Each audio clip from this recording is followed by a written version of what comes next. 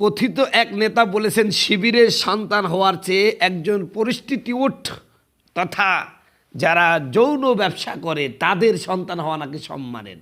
নাউজুবিল্লাহি মিন জালিক। ছেলেটির নাম জারিফ আজিজ। আসলে মূলত তিনি এই কথা বলে তার নিজের পরিচয়টাই তিনি ব্যক্ত করলেন। আসলে যার জন্ম যেখানে সে তো সেটা নিয়েই গর্ব করবে। কথা বলুন ঠিক কিনা?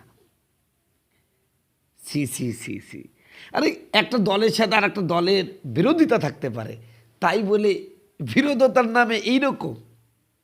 আমি অবাক হচ্ছি বর্তমান জেনারেশনের রুচি দেখে। কিসের সাথে কিসের তুলনা করলি রে ভাই? তুই একটা প্রস্টিটিউটের সন্তান হতে চাস, তোতে একবারও বিবেকে বাধা দেওয়ার দরকার ছিল আমি কি বলতেছি। তবে আমি যতটুকু মনে করছি এই বক্তব্য দেওয়ার আগে নিশ্চিত সে 1 থেকে 2 বোতল ওই ময়াকার ল খেয়েছে আর কি, এইটা খেয়েই এই বক্তব্য দিয়েছে। আবার আর এক জায়গায় দেখলাম যে কথিত এক নেতা বক্তব্য দিচ্ছেন যে আগামীকাল যোগসু ভোট দেওয়ার সময় কোনো যদি বুরখাওয়ালিকে দেখি সেই বুরকা টেনে ছিঁড়ে ফেলবে। এটা তার মায়ের পরিচয় দিচ্ছে, তার মা বুরখা পরে না, এবং সে পরিচয় দিচ্ছে সে একটা অবৈধ জারজ সন্তান। একজন অবৈধ জারজ সন্তান ছাড়া বুরখা নিয়ে এমন মন্তব্য করতে পারে না।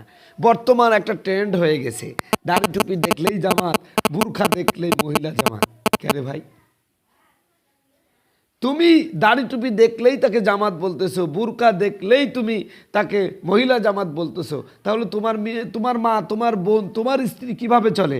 নিশ্চিত উলঙ্গ হয়ে চলে, না হলে তো তোমার এই কথা বলার কথা না।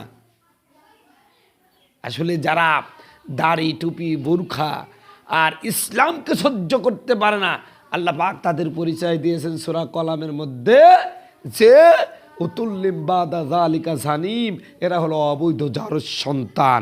আপনি বিশ্বাস করলেও যারা সন্তান, না বিশ্বাস করলেও যার সন্তান, এতে কোনো সন্দেহ নেই।